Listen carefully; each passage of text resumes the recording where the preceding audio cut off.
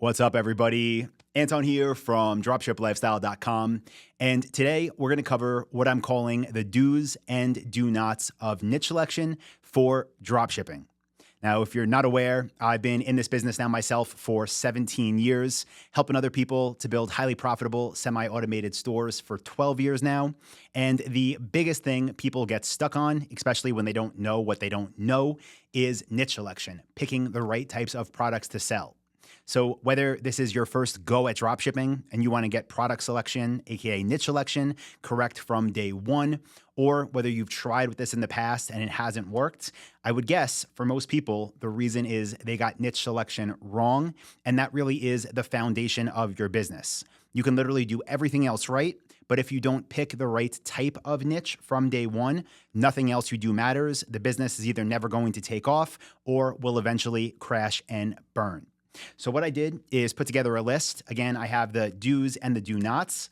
We're actually going to start with the do nots to make sure if the people don't have that long of attention span, get the biggest takeaways and don't make those mistakes. Then we will get into the do's. So first thing you should not do when picking a niche for dropshipping is follow your passion. And I know this is counterintuitive to all the business books you've probably read about how you should do what you love and you'll never work a day in your life. Listen, when it comes to this business of building an online store and selling products to people that actually want them, you do not want to sell things that you are passionate about.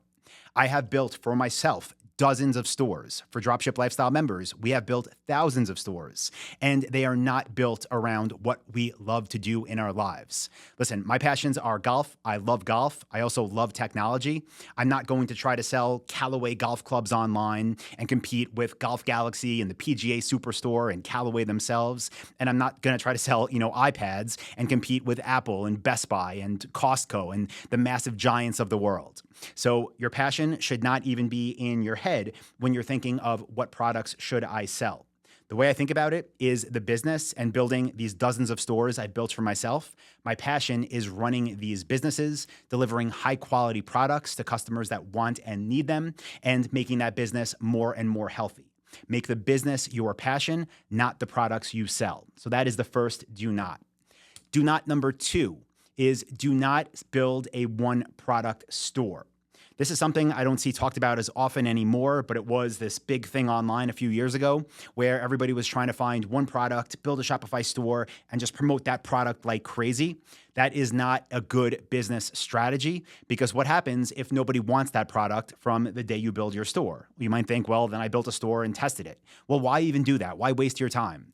Or what happens if you build that one product store and it does take off, and then somebody smarter than you with more experience than you just comes in, builds a better store, runs better ads, and takes you out of business 2 months later? You're back to square one. So do not build a one product store. Next, number 3, do not build a general store. So a lot of people, again, think, I want to test all these products. I'm going to build a store called antonsmegamall.com, and I'm going to have some of this and some of that, and I'll put up new products every week, whatever is viral, I should say, whatever's trending, and see if I can get some sales for it. That is not a good strategy. One of the things that allows us to stand out as online retailers is becoming experts within a niche, and we'll get more into that later. But you want to build a store that can eventually become an authority site for whatever niche you choose, not for some random products. If people want random products, they can go on Temu, they can go on AliExpress, they can go on Amazon. So do not try to compete with the world by trying to sell a little of this and a little of that and seeing what takes off. Okay, number 4 is do not compete on price. Now, am I saying you have to sell at higher prices than everybody for the same exact products? No, not at all. Instead, what you should do is try to find MAP suppliers. I've done a video on this, which I will link to, but MAP stands for minimum advertised price. And these are price controls that are set and enforced by the brands which we sell for. So if I sell this desk I'm at right now for $1,000 and that is minimum advertised price, that means if you sold it as well, the lowest you could sell it for is $1,000. Take competing on price out of the equation, because if you do sell in a niche with no price controls, or you're trying to just undercut everybody, it's a race to the bottom. And even if you do get sales, your business will not be profitable. Okay, last, do not rush the process of niche selection. I get it, especially if you are brand new to the world of dropshipping and you're just like, Anton, I want to do this. I am so ready. I'm committed. Let's go. Niche selection, if you do it right, takes time. It should not be something you just jump into and hope it works, because hope, sometimes we get lucky with it, but most of the time, we don't know, again, what we don't know. We hope something's going to work. We might have a good feeling, good intuition, but if that is not based on data, it's not going to work. And what I always say is this business model is extremely simple, but it's not easy. It's simple enough that people with no technical experience that have never run a business before can figure out.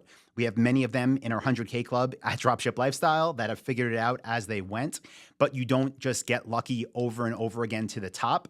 You get lucky by trusting the process, making smart decisions, and not rushing through everything because you want to make $10,000 next month. That's not going to work out for you. Okay, so those are the do nots. Now, for the people who I still have your attention, which I hope I do, let's get into the do's. What should you do? Again, avoid everything I just said. Stay away from those mistakes. But what should you do when it comes to niche selection for dropshipping? Number one is get specific. When I say get specific, I mean niche specific. I alluded to this in the do nots where I talked about not building a general store. What I want you to do instead is build a niche specific store. So I gave you earlier that example of, if I sold this desk.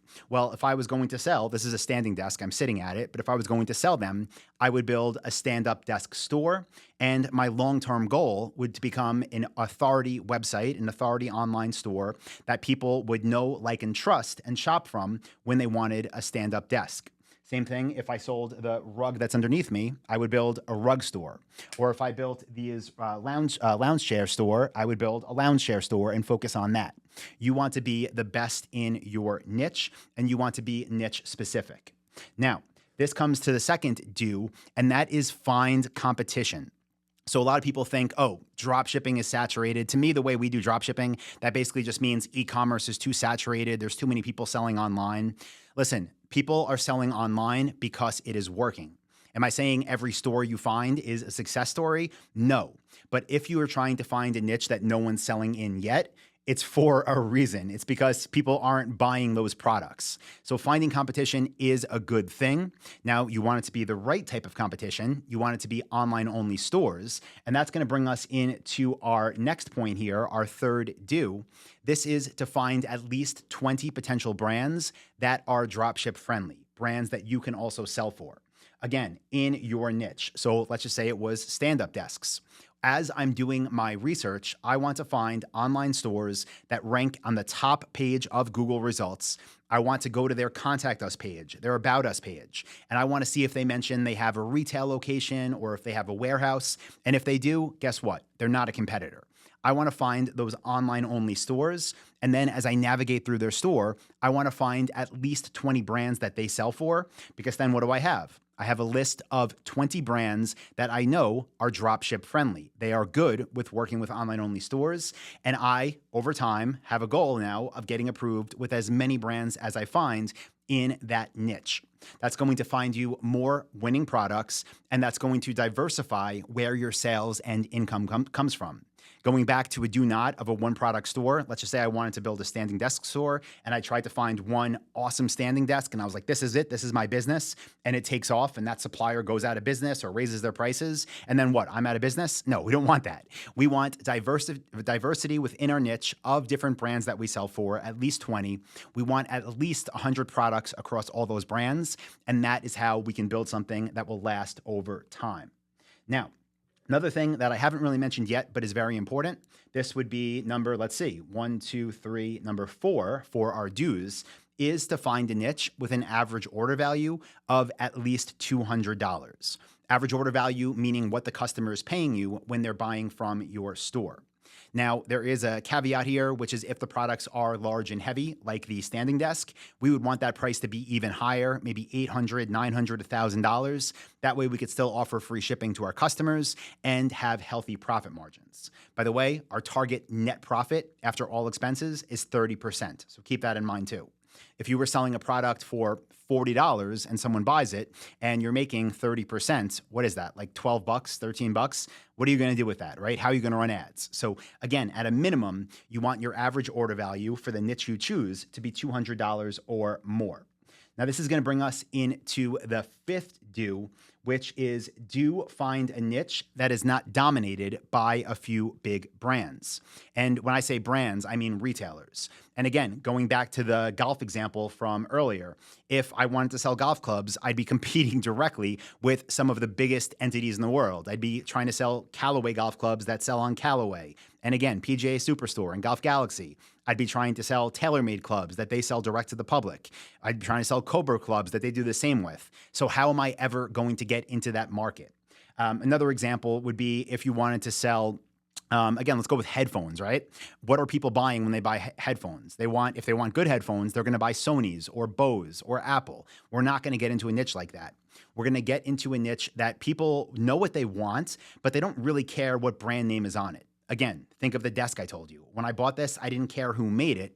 I cared that it was a bamboo finish and that it was wide enough and that it could support enough weight to hold all my computer screens. Same thing when I bought this rug. I wasn't looking for an Apple rug or a Sony rug or a Callaway rug. I was looking for a rug that fit this room that was blue because it's my favorite color.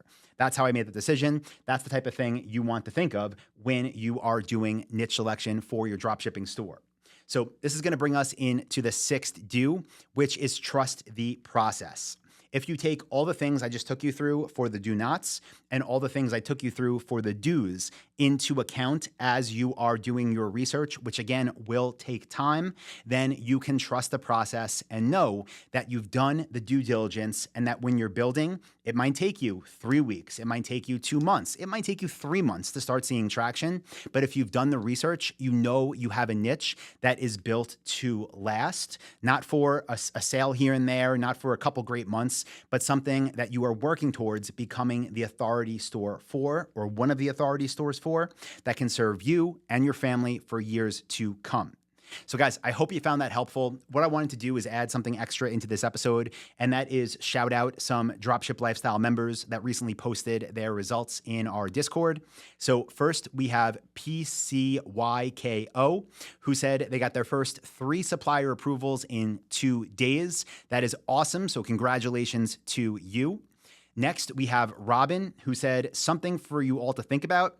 My first few weeks of opening the store was crickets and tumbleweeds. Again, trust the process, right? So a couple weeks, tumbleweeds. Then last week, I thought I would take Google's scary recommendation and boost my daily budget to 60 from 15. Over the next 3 days, I got 6 orders totaling over $5,000. Again, 6 orders over $5,000. That's why I'm saying you want high prices you're selling for. You're going to make a lot more money a lot faster. So got to be careful with the ad spend gamble, but it's looking interesting. So I love it, and congratulations to Robin. So next we have Azim, and he said, if your offer is good, you can do wonders in Google Ads. This is just the last 7 days data.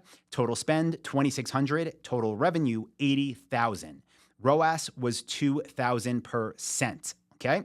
So again, if you have the right type of products, the right type of niche, as you start getting sales, you can get more and more comfortable spending more money on ads. And again, don't do this from day one, but like Azim did in the last 7 days, spent $2,600, did 80,000 in sales. Then we have KM, who said onboarded a new supplier, spent around 2 weeks on PLAs and beta negative keywords, only SKU numbers and brand names. Thanks, Dropship Lifestyle. If you don't know what PLAs and beta negative keywords are, that's something that Module 6 of the blueprint covers in the Google Shopping section. But this led to KM getting her first sale for $2,135. So congratulations to you, KM. Then we have Bat Dan, who said on a hot streak, over 8K products sold per day, 8 business days in a row. So I love that. Congratulations, Dan. He said more. I'll put it on the screen for anyone watching the video version of this, but congratulations to Dan. Then we have Anderson, who said, today I received my first sale. I'm still in module 4, uploading my products and acquiring more suppliers. I'm sort of shocked because I don't have any ads yet. And just picture, guys, going back to the do's and do nots. If you tried to sell, again, Callaway golf clubs, do you think you'd get a sale without even running ads? No, of course not, because it's dominated by some massive business entities. But if you get into a niche with the type of suppliers like I've just told you about, then it is possible to get sales before you even turn your ads on. This is a common theme I've heard from many Dropship Lifestyle members. And again, congratulations to Anderson.